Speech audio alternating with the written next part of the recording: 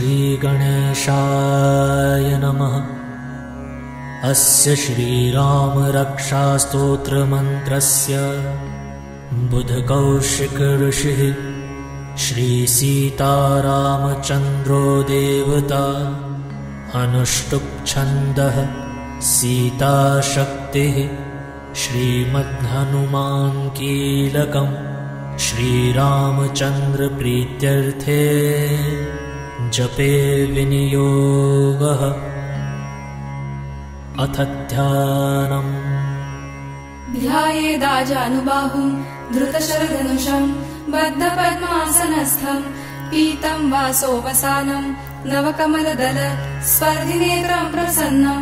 वामाङ्कारूढसीता मुखकमलमिलल्लोचनं नीरदाभं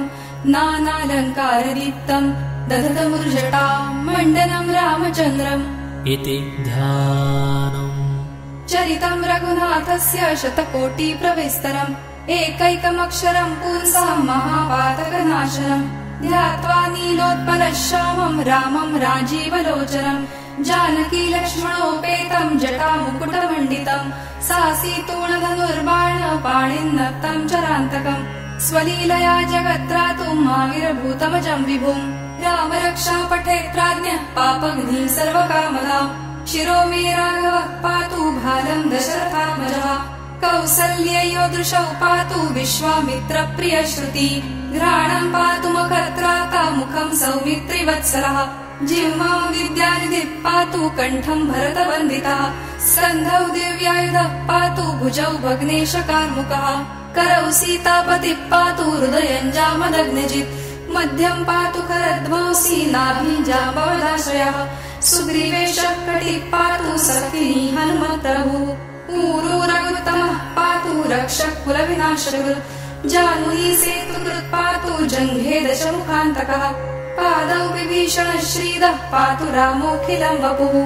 एतां रामविलोपेतां रक्षां यः सुकृती पठेत् स चिरायुः सुखी पुत्री विजयी विनयी भवेत् पातालभूतलव्योमचारिणश्छद्मचारिणः न द्रष्टुमपि शक्तास्ते रक्षितं रामनामभिः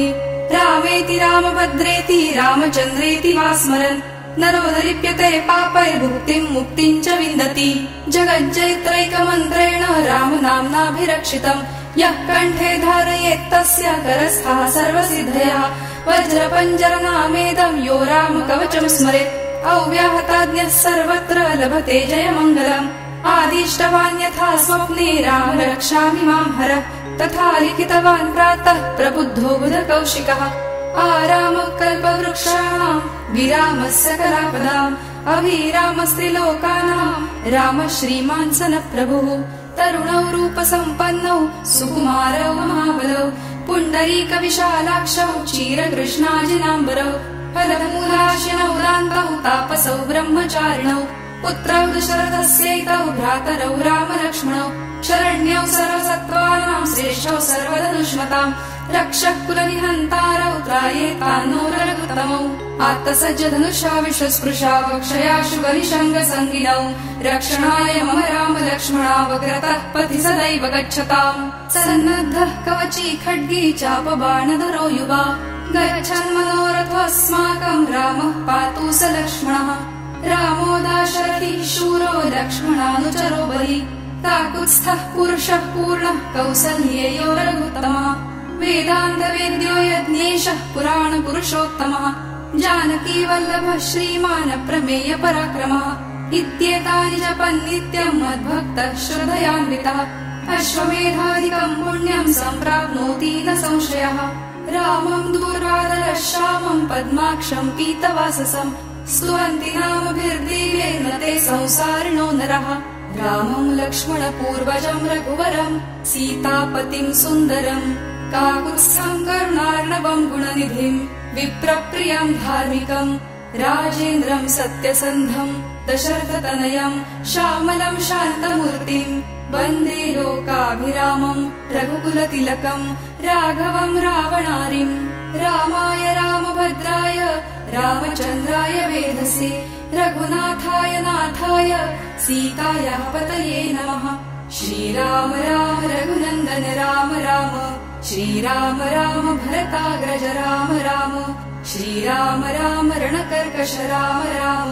श्रीराम राम शरणं भव राम राम श्रीरामचन्द्र चरणौ मनसा स्मरामि श्रीरामचन्द्र चरणौ वचसा गृह्णामि श्रीरामचन्द्र चरणौ शिरसा नमामि श्रीरामचन्द्र चरणौ शरणं प्रपद्ये माता रामो मत्पिता रामचन्द्रः स्वामी रामो मत्सखा रामचन्द्रः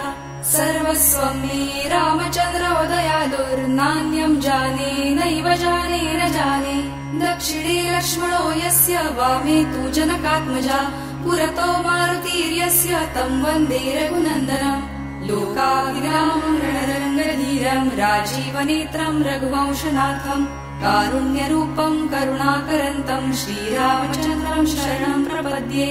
मनोजवं मारुततुल्यवेगं जितेन्द्रियं बुद्धिमतां वरिष्ठं वातात्मजं वानरयूथमुख्यं श्रीरामदूतं शरणं प्रपद्ये कूजन्तं राम रामेति मधुरं मधुराक्षरम् आरुह्य कविताशाखां वन्दे वाल्मीकिकोकिलम् आपदामपहर्तारं दातारं सर्वसम्पदाम् लोकाभिरामं श्रीरामं भूयो भूयो नमाम्यहम् भर्जनं भवबीजानामर्जनं सुखसम्पदां तर्जनं यमदूतानां राम रामेति गर्जनम् रामो राजमणिः सदा विजयते रामं रमेशं भजे